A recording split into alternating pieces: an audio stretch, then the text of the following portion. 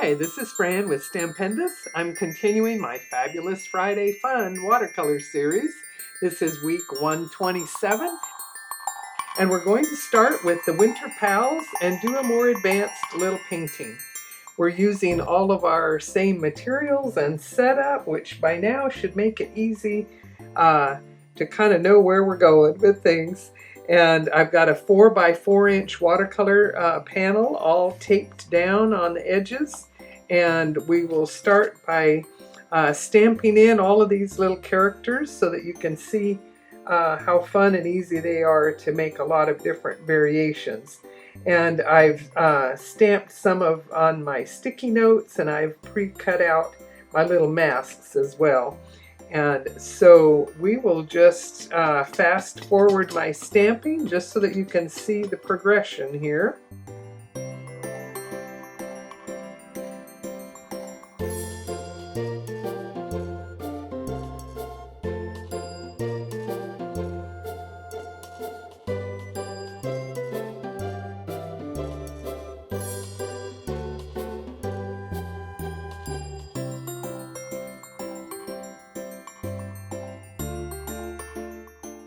The message I used here was from the Critters Christmas set, and I'm going to use the little words from this set in a little bit different way.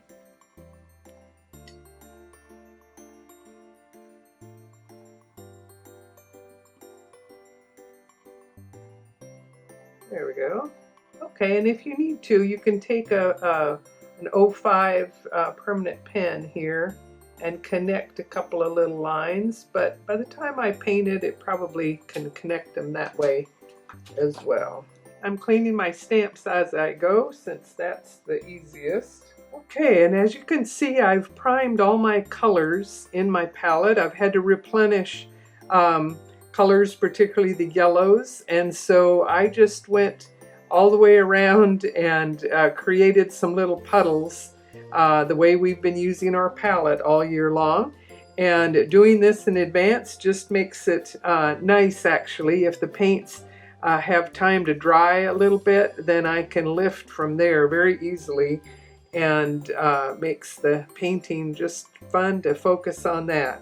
And I've also pre-mixed some of the primary colors to give me a black, and I've brought some of that into the front area of my palette here so that I can use it with the phthalo blue. And again, I'm going to start with my background, and that will set the values of color to play off of. So I'm going to get some of the phthalo blue and mix in just a little bit of the gray. And this will tone it down, giving me that more wintry blue color we've been using quite a bit of.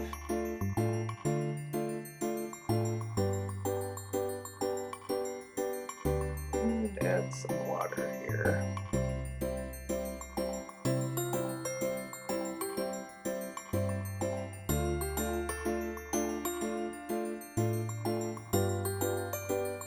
Test it out. Okay. Since I've got quite a dark color, I'm going to see, I might as well start at the bottom edge and work my way to lighter at the top.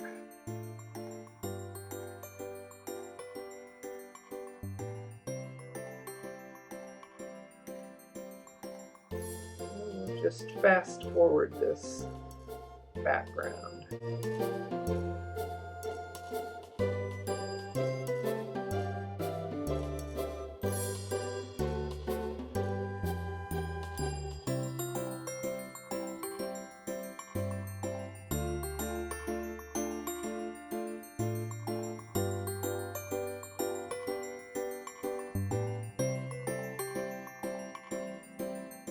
Blot my brush and just soften those little edges, but the little dot approach kind of helped do that quick fade in and out around the words. I want it just a little bit darker down here.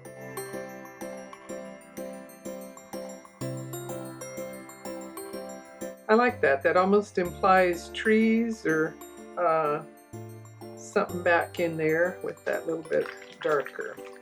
Okay, we had done an interesting little strip with just the blue stripes for a previous card, and while this is drying, I just want to make sure that has a chance to dry.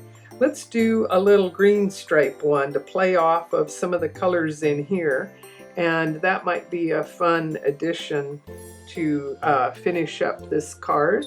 So let's go for some light and dark green. And so the greens here were yellow with the phthalo blue, and with a lot more of the yellow you can get a nice lime green.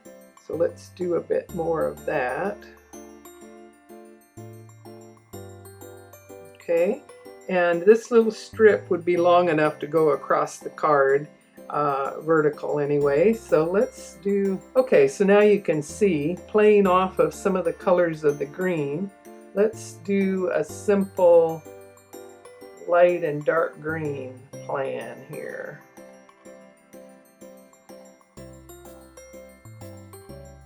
Okay, and then I'll come in with the darker green. By spreading it out, the colors don't have to touch or run together. I want to get a little bit darker green here. Okay, so that might be kind of fun. And we'll let that dry. My swamp water is already swampy, but I've still got my clean well water here. Okay, so we might as well start with our light greens. And you can see my progression of colors. Might as well do as much of one color and then move around from there.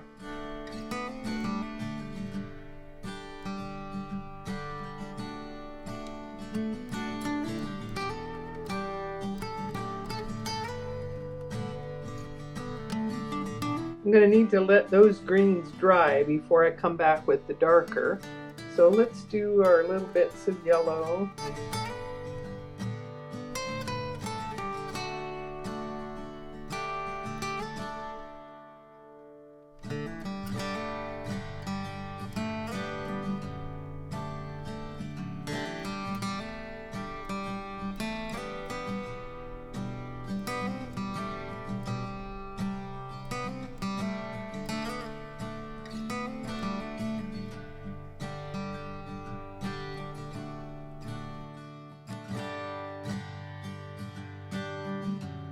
Of course, you could do a fun composition of all penguins or all bears. And again, your masking would allow you to put some in the front and some to the back. Okay, and now for our browns, we've got our scarlet, gamboge, and phthalo blue, and I've pre-mixed a swirl of browns, and doing that ahead and giving it time to dry a little bit on the palette does make it very easy to, with simply a damp brush, come in and grab some different shades of brown. And I intentionally did a little bit more reddish brown, light brown, darker brown next to the blue. So with these small paintings, we really don't need very much. And with just a barely damp brush, makes it easy to paint just little areas of different color. Make this a little robin here.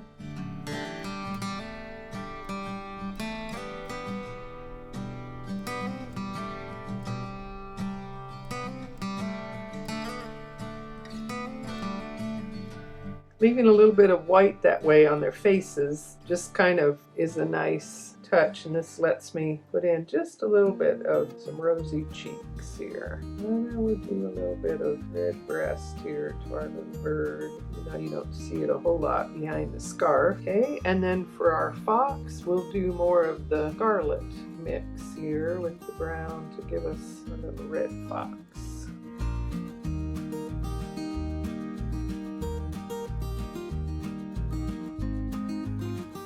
The yellows in this little bear were quite nice. I went to a darker brown, but let's see if I can add a little bit more of that yellow brown. My brush is just barely damp, and that's letting me lift and blot a little bit. And the little penguin might need some rosy cheeks here. Okay, and now we can go back to our darker greens. My brush is mostly dry, so I want to do some detail work.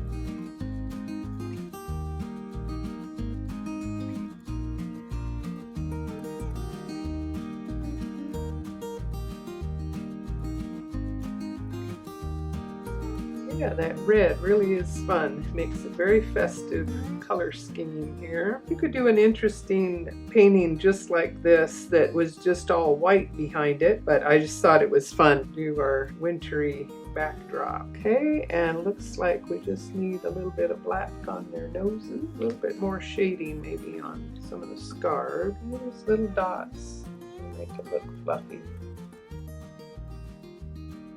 See if I can soften these little edges just a little bit up here, getting it wet, and then make sure I blot it with the cleaner blotter than the one I've been using. So now we get the fun of pulling away the tape to reveal our beautiful white frame edge. There's nothing like that crisp white edge to say watercolor. Next, we're going to stamp this beautiful birds from the Birds and Bunnies set. We'll ink it up here. And this one I'm not going to tape the edges. I just wanted to try kind of a free flow sort of a background. I've cut my watercolor paper to 4x5. And the set also had the pine cone as a separate stamp. So we will stamp that up here at the top edge. Okay, when I designed this one, the cardinal is very obvious, but because I didn't darken it in, you could make it any other crested bird.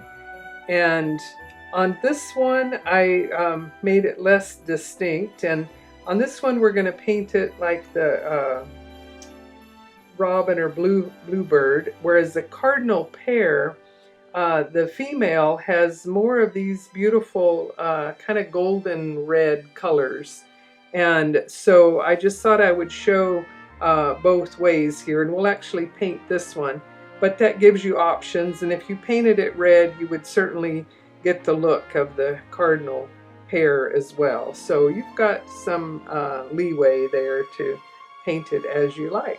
Okay, so we're going to do our wash of background. On this one where I taped the edges, of course, I did soft color all the way out to the edges. But on this one, we're just going to do the vignette approach, which has a unique look to it, and it's a little bit more free form. But I want to show you that even though each time is different, it all works quite nicely with just some big kind of splotchy brush strokes here. So I'm going to add a bit more water. My little needle tip bottles are very handy that way. Okay, so now I'm going to do some large, quick kind of strokes in behind here and go over the branches.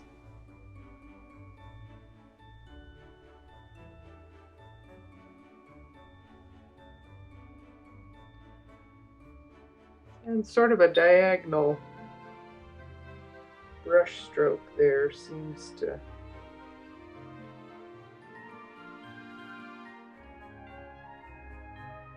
okay, I think that's good. You can go kind of as, you know, whatever to the cut of your paper. And I'll darken it just a little bit right in there. Okay, think broad strokes there. So I want to let that mostly dry, but as you can see in this one, coming in with the greens, I did it while it was still wet, and I kind of like just the softness of them mixing together a little bit. So we will go ahead and do a little bit of that. So I've got my more Kelly greens here, and I've got more of the olive greens from the yellow with the marine blue.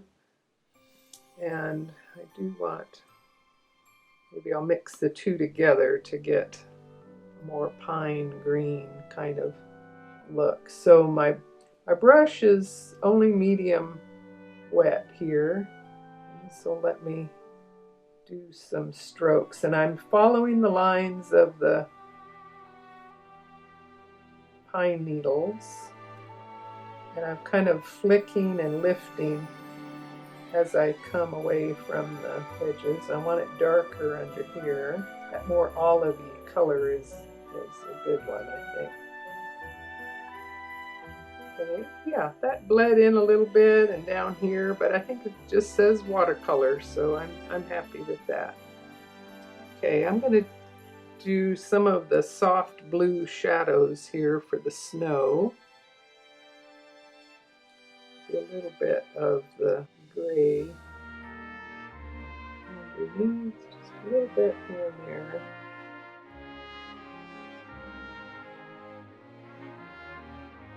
And again, putting the blue background will make the white stand out in contrast, so we don't want to add too much blue. Make sure this area is dry before we come back in with some blues. And here I'm going to mix in a little bit of the marine blue with the phthalo blue.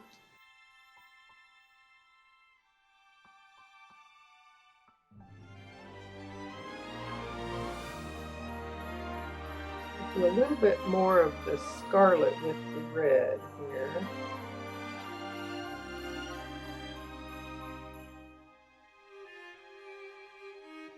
Okay, that little bit darker edge helps it to stand out.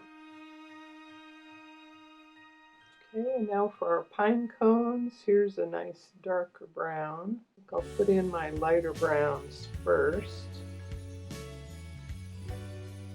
As long as your blue went down first, it's easy enough to come back with the darker brown for the branches.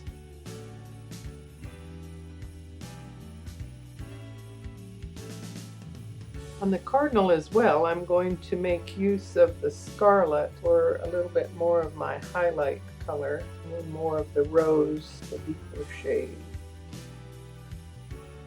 Since this faded quite a bit, I'm now going to add a bit more color there. And for the cardinal with the more golden tones, you can see that using the gamboge from this area where you have some more of the browns or a little bit the reds or more of the scarlet, that will give you some nice bits of color there. I might go back and add just a little bit, or you could add a little bit more. Okay, and it looks like I did just a little bit more of a brown tone on that one as well. Okay, we wanted to make sure that the red was dry before adding a little bit of black.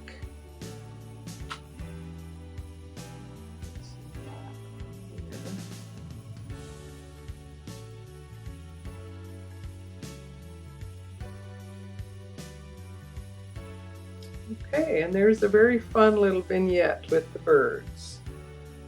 So take a look at our quick little gallery here, and hope you've had lots of fun painting, and keep trying your hand at it. You'll have more and more fun with it. Thanks for watching.